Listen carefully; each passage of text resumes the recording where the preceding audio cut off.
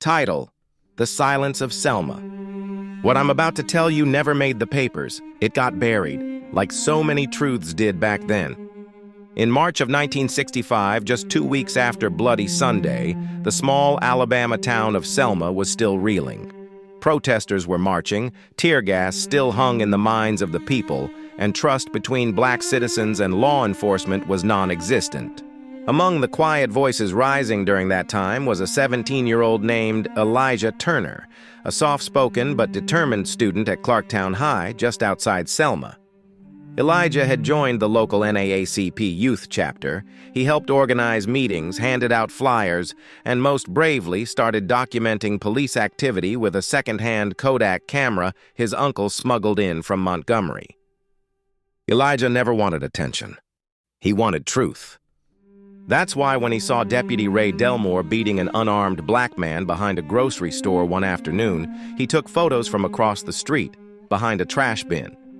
Photos that clearly showed the man's face and the badge number of the cop holding the baton.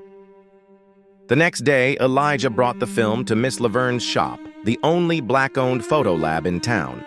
She told him it would take 2 days. Elijah never came back to pick them up, because the next morning, he was found dead, floating face down in the Alabama River. The sheriff ruled it a suicide, said Elijah was deeply troubled, claimed the boy had no enemies, that he had a tendency for dramatics. The case was closed in 24 hours. But folks in the community knew better.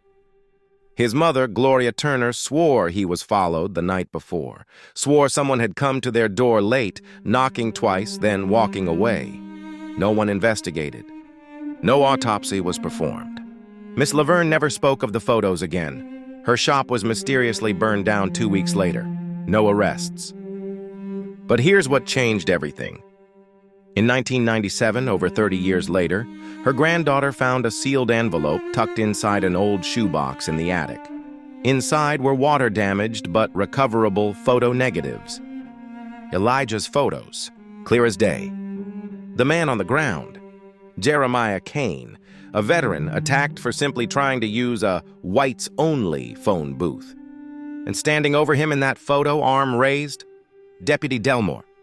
The granddaughter turned the evidence over to the Southern Poverty Law Center, who reopened the case in 1999. But by then, Delmore had died of a heart attack. No indictment, no closure. Elijah Turner's murder was never officially acknowledged as such. But thanks to that camera, thanks to his courage, the photo now hangs in the Civil Rights Memorial Center in Montgomery. No caption, no frame. Just 3 words written beneath it. He told the truth.